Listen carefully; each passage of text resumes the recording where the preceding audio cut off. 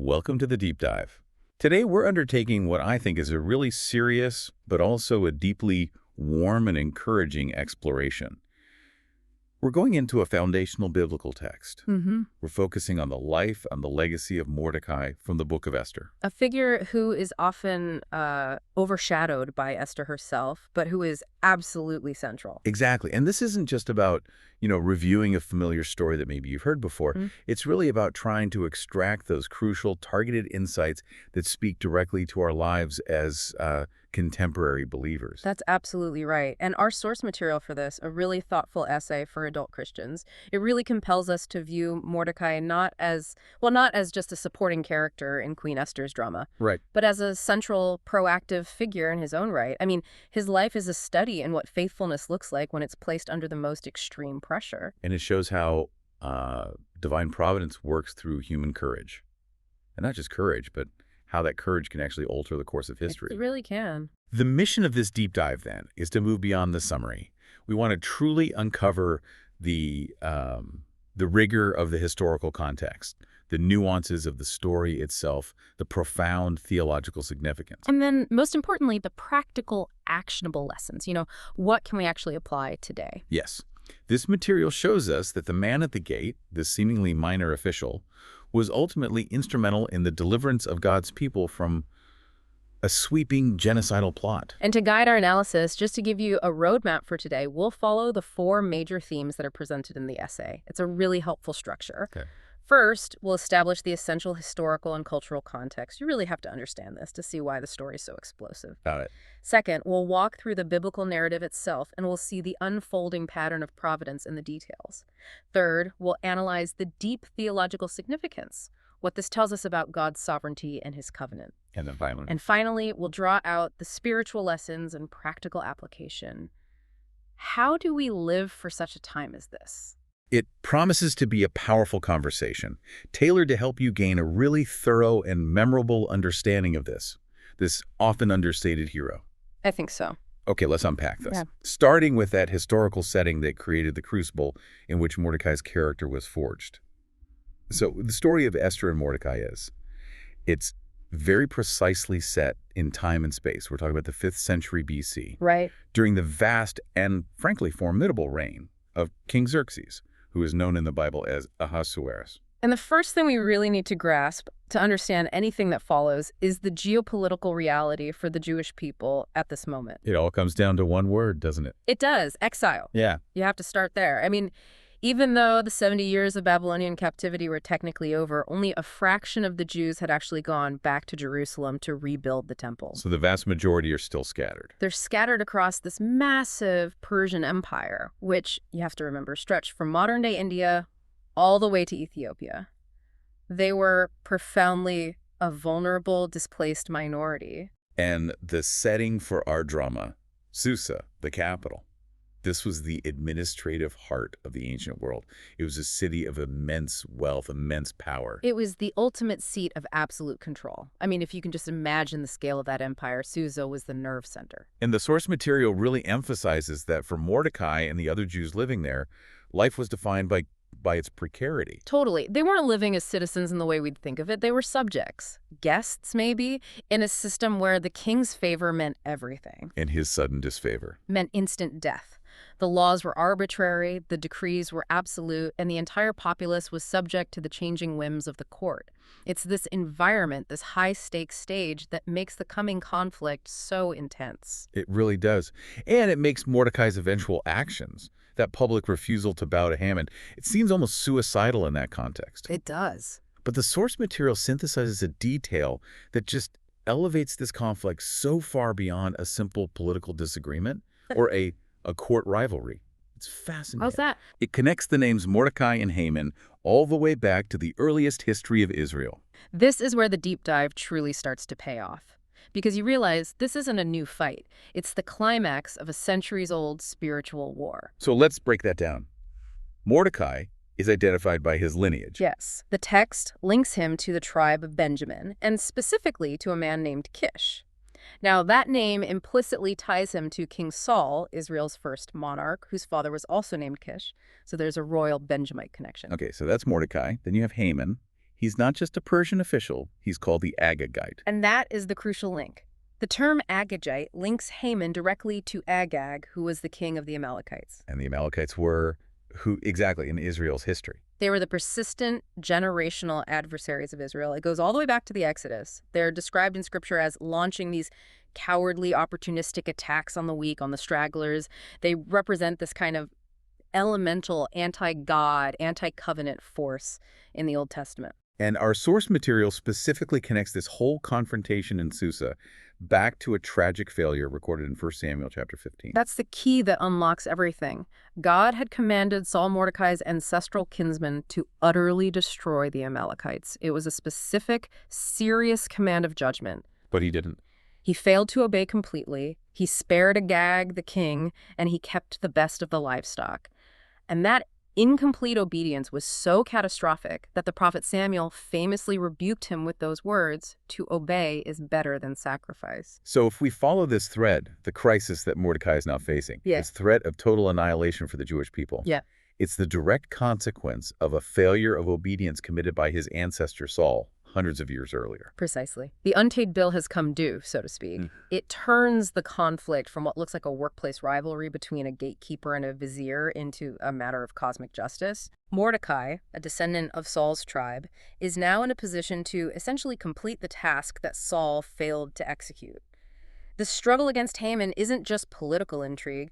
It is the latest and most urgent chapter in this relentless spiritual and national struggle. That historical baggage just heightens the drama immensely. It really does. It shows how past disobedience can cast this almost existential threat over future generations. But there's a positive side to that too, right?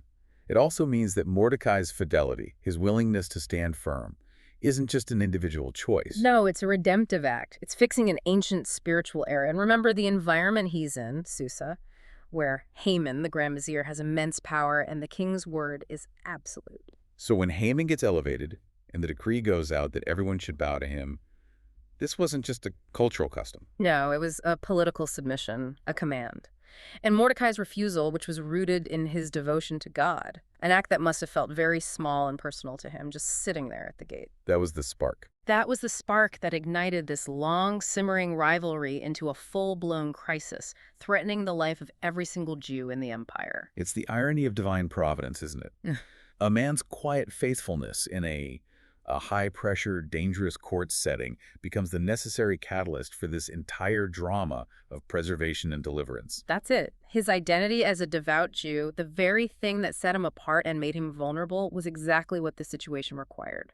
So let's transition now from the background into the biblical narrative itself and track how this volatile situation unfolds. We first meet Mordecai, not as a political agitator, but as a devoted family man. Yes, he's the guardian of his cousin Hadassah, who we know as Esther. Scripture paints him immediately as compassionate, as protective. Esther 2:7 says that after her parents died, he took her in as his own daughter. His character is anchored in responsibility and care long before he ever wore royal robes or had any kind of political power. And when Esther is taken into the palace to be presented to the king, his advice to her is just crucial. He tells her to conceal her Jewish identity. Now, I find myself wondering about that. How do we reconcile that early prudence, telling her to hide who she is, with his later, very public, very vocal refusal to bow to Haman? That's a really thoughtful question, and the source material helps us understand the distinction. His advice to conceal her identity was an act of strategic prudence. It was not a moral compromise. Can you unpack that a little? Sure. In the context of a vulnerable minority in a suspicious Gentile court, revealing her heritage immediately would likely have disqualified her. It was a practical measure to allow her to ascend and survive, preserving her influence until the moment she could use it most effectively. So it was protection, not denial. Precisely. It was wisdom applied to timing. He was ensuring she could reach a position where her identity reveal would have the maximum impact rather than just leading to immediate expulsion or death. So it shows he possessed this incredible strategic thinking alongside his devotion. He was playing a very long game, guided by quiet trust. He was. And this brings us directly to the moment that showcases the timing of God most beautifully, the moment of the delayed reward. This is where it gets really interesting for me. Mordecai is at his post, sitting at the king's gate, serving his duty, and he overhears a conspiracy. Two of the king's eunuchs are plotting to assassinate Xerxes. He reports it, the plotters are investigated and executed, and the deed is recorded in the Royal Chronicles. That's in Esther chapter 2. And critically, the text notes, no immediate honor was given. The common sense expectation is that he'd be rewarded right then and there. You know, a parade, a promotion, a gift of land, something. But nothing happens. Nothing. And this delay, this seemingly minor detail, is the engine of the entire story. The analysis in our sources points out that this delay wasn't an oversight. It was orchestrated by divine providence. Why was it so essential that the reward be delayed? Because if he had been rewarded immediately, the ledger would have been cleared. The debt would have been paid. Haman's later plot to kill Mordecai would have just been a private matter of retribution. The king would have had no compelling public reason to intervene at the exact crucial moment. So the recorded, unpaid debt of gratitude was, it was being held in reserve by God. It was held in reserve for the perfect time, and that perfect time arrives dramatically later, after Haman has already secured the decree to annihilate the Jews, after he has built the gallows for Mordecai, and when the king, ironically, cannot sleep. The irony is just so rich. Haman, who is relying on sheer chance, casts Purim, the lots, to select the day of destruction months in the future. Meanwhile, God chooses the timing precisely, using a king's sleepless night to trigger the mechanism of deliverance. The king demands the chronicles be read, and the reader, guided by that invisible hand, just happens to stumble upon Mordecai's unrewarded service. It's a masterclass in divine timing. It doesn't just secure Mordecai's safety in that moment. It sets Haman up for his spectacular fall. Absolutely, and all of this builds toward that central collision, Mordecai's steadfast refusal to bow to Haman. Right. Esther 3, verses 1 and 2. Given Haman's power and the political climate, this wasn't just a snub. It was an act of non-compliance that defied an official decree. It was an act rooted in deep conviction. The text indicates that Mordecai refused because of his identity as a Jew. While bowing was often a sign of respect in that culture, for Mordecai, bowing to Haman, an Agagite, a literal historical enemy of God's covenant people, That would have been a profound moral and spiritual compromise. it would have granted Haman a reverence that he felt was due only to God. It was a line he could not and would not cross.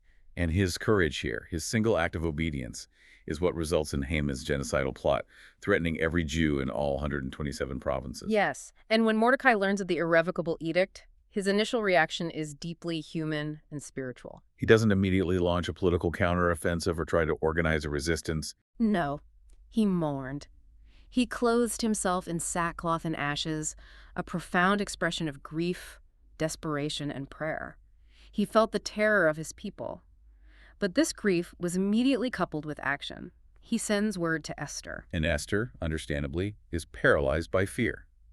To approach the king unsummoned was a death sentence under Persian law. Her hesitation is so relatable. It is, and it prompts Mordecai's famous and powerful response, the stirring call, which is arguably the theological and moral centerpiece of the entire book. This counsel in Esther chapter 4 is so important we really need to break it down meticulously, just as the source material does. It's composed of 3 interlocking truths that are designed to move Esther from fear to faith. Okay, so the first is the warning. The warning is blunt. Do not think that because you are in the king's house, you alone of all the Jews will escape. He completely strips away any illusion she might have of privileged safety. He does. He reminds her that her royal status, her temporary comfort, is irrelevant when faced with existential evil.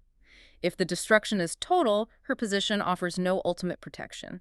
Complacency is not an option. It forces her to recognize that her personal survival cannot be separated from the destiny of her people.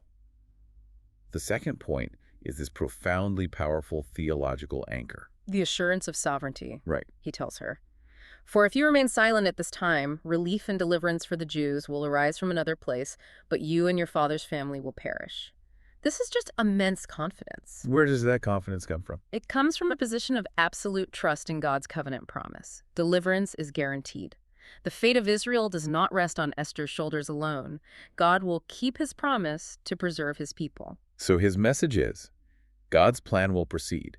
The preservation of the covenant people is secure. Your choice isn't whether deliverance happens, but whether you choose to be the instrument of that deliverance. Or whether God will simply bypass you and let you perish in your complacency. It's a sobering choice. It removes the paralyzing pressure of total responsibility Yeah. and replaces it with the motivating freedom of choice and duty. That's it. And that absolute trust enables the final, most poignant challenge, the personal challenge. And who knows but that you have come to your royal position for such a time as this? That is the question that just resonates through history, isn't it? It suggests that Esther's entire life path, her unique background, her beauty, her rise to the throne, it wasn't random fate. It was divine orchestration. Yes, leading her to this precise moment of crisis where her specific influence was required. It compels her to see her position as a stewardship, not a possession. And Mordecai's counsel works. Esther, emboldened, asks for 3 days of prayer and fasting, and then she acts. The narrative reversal that follows is just dizzying. It is. Haman is exposed, his pride leads directly to his humiliation, having to honor Mordecai publicly, and ultimately he is executed on the 75-foot gallows he had specifically built for Mordecai. The resolution is pure poetic justice. It's a profound demonstration of God turning the schemes of the wicked back upon their own heads. And Mordecai is not only saved, but his delayed reward is finally paid in full. He receives the royal robes, the public parade, and most strategically, he is promoted to Haman's authority as second in rank to the king. And that promotion was key because it allowed him to address the problem of the irrevocable law. The Persian decree was unchangeable. Once it was sealed, it couldn't be revoked. So how was Mordecai able to save his people? That's a crucial detail that often gets overlooked. He didn't revoke the decree of destruction. That was legally impossible. So what did he do? Using his new authority, he issued a counter-decree. We see this in Esther chapter 8. This new edict gave the Jews the legal right to defend themselves, to gather, and to fight back against any who tried to carry out the original genocidal order. So the legal system of the empire, which was designed to enforce Haman's evil, was then used by Mordecai's godly influence to ensure the survival and prosperity of his people. Precisely. And the book closes by confirming that he used this great influence not for his own enrichment, but, as it says in Esther 10, he worked for the good of his people and spoke up for the welfare of all the Jews. He moved from an obscure gatekeeper to the ultimate godly advocate. The story is just incredible on a narrative level, but when we turn to the theological significance, we are forced to confront the unique nature of the Book of Esther. Yes, the fact that God's name is famously absent, the word God or Lord never appears once. And yet, the entire narrative is soaked in the supernatural reality of his control. It's what our source calls the ultimate narrative display of the invisible hand of God. It is, because what we observe is that every single detail, the king's selection of Esther over all the other women, the timing of the assassination plot discovery, the king's insomnia on that specific night, the specific choice of the day by the casting of lots, the existence of the chronicles themselves. All these seemingly random events. They're woven together with an impossible precision. It reads like a list of unbelievable coincidences. But theologically, we recognize that the lack of explicit reference to God is perhaps the deepest evidence of his control. It tells us he doesn't need to shout to be working. Exactly. It illustrates divine sovereignty working through the ordinary, the bureaucratic, and even the arbitrary decisions of human leaders. God is the hidden mover, ensuring that his will is accomplished even in the pagan court of Susa. He's showing his people, who are in exile and probably feel abandoned, that he is still intimately involved in the details of their survival. Yes, fulfilling his covenant promises without having to visibly intervene with plagues or miracles like in Egypt. But that raises a question. If God is in absolute sovereign control, why was Mordecai's intervention even necessary? Why not just allow the king to have the sleepless night before Haman secured the decree in the first place? And that brings us to the necessary tension, doesn't it? The partnership between divine sovereignty and human responsibility. It's a critical balance we have to grasp. It is, because Mordecai's story absolutely forbids passive resignation. His absolute belief that deliverance will arise from another place did not translate into him sitting back and just waiting for it to happen. No, quite the opposite. That very trust is what empowered his boldness. Exactly. He didn't say, well, God will handle it, so I can go hide. He said, God will handle it, and since I am confident in that, I am free to act courageously in the face of death. That's the beautiful relationship, the partnership. His faith led directly to his action. Yes. His refusal to bow was a faithful act. His grief and mourning were faithful acts. His encouragement of Esther was a faithful act. We are called to partner with God in our unique circumstances. The deliverance was guaranteed by God's sovereignty, but the specific means required human agents ready to risk their lives. It really raises an important question for us today, doesn't it? When we face overwhelming circumstances, does our confidence in God's ultimate unshakable plan lead us toward active, strategic, and often costly boldness? Or does it lead to a kind of intellectual comfort and practical paralysis? Mordecai provides a very clear answer to that. And we can't forget the ultimate stakes of that human action, preservation and redemptive history. This wasn't just about saving thousands of lives in the Persian Empire. No, this was about securing the foundation of God's entire plan for the world. Let's be clear about that.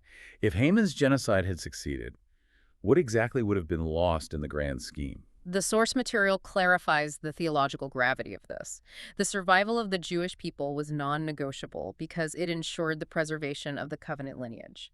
The promises God made to Abraham reiterated to David that a king would come from their line, the Messiah. That required the existence of the Jewish people. It did. So the defeat of Haman, the Agagite, guarantees that the redemptive path leading to Jesus Christ remains intact.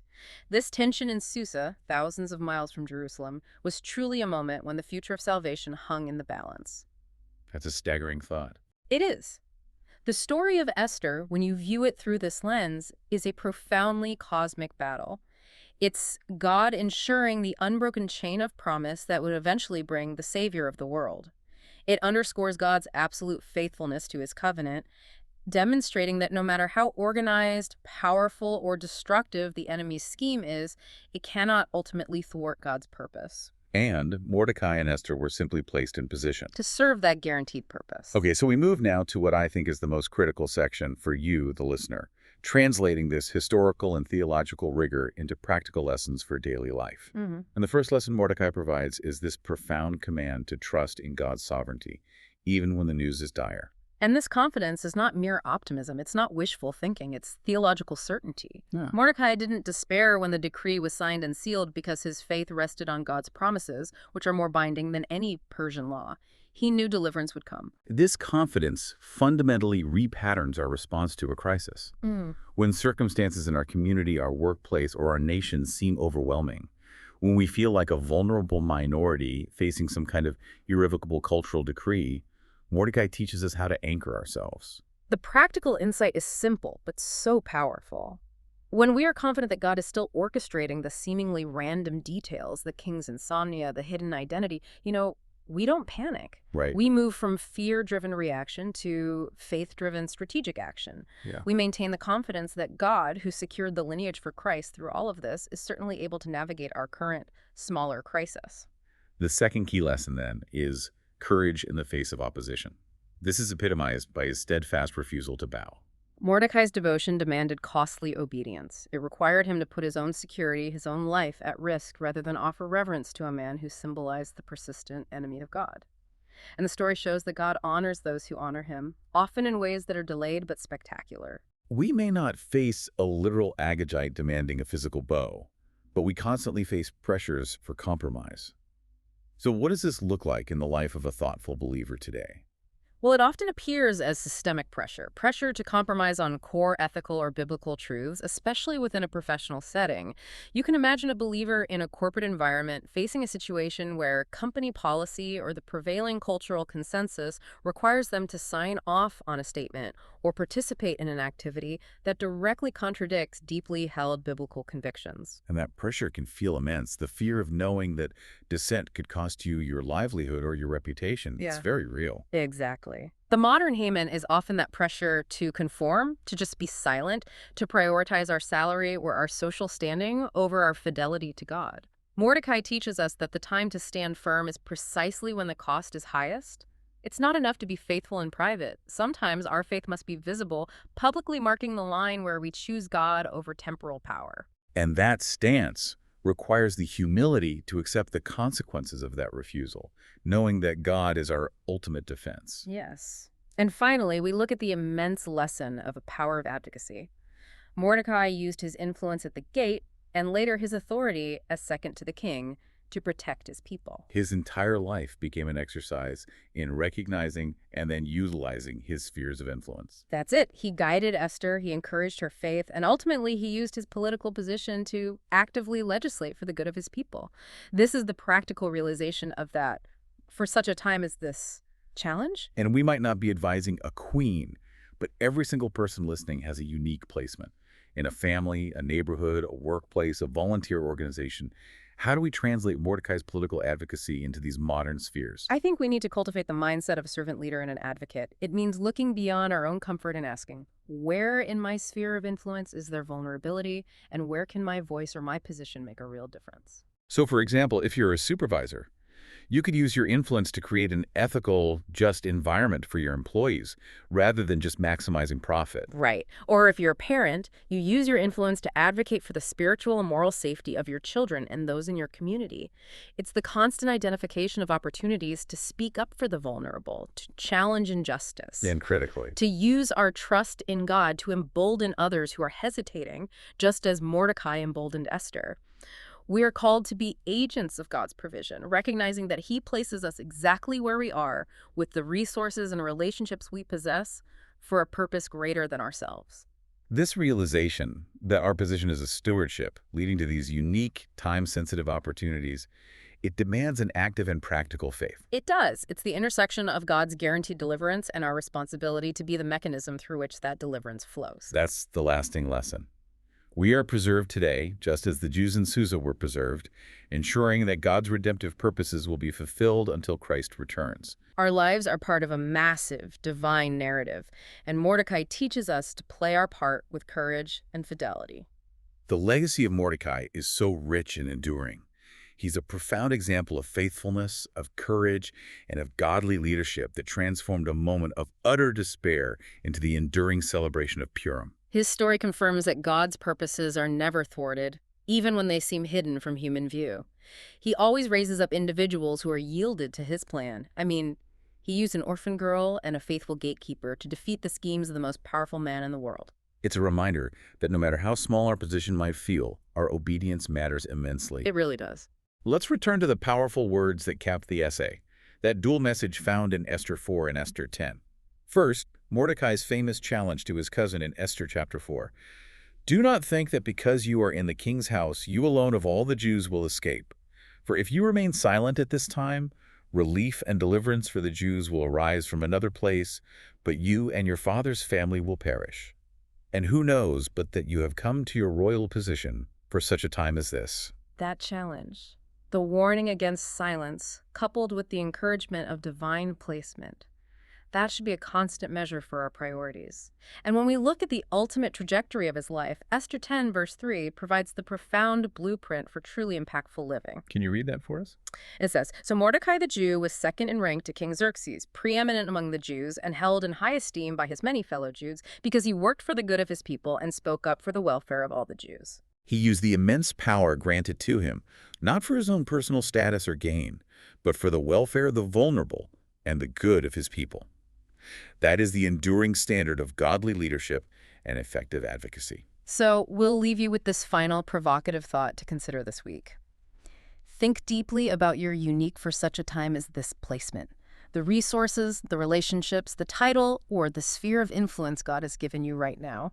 How can that current position be utilized this week for the good of your people? Following Mordecai's model of practical leadership and courageous advocacy, look for the opportunities to act. Go forth, knowing your position is not random but purposeful.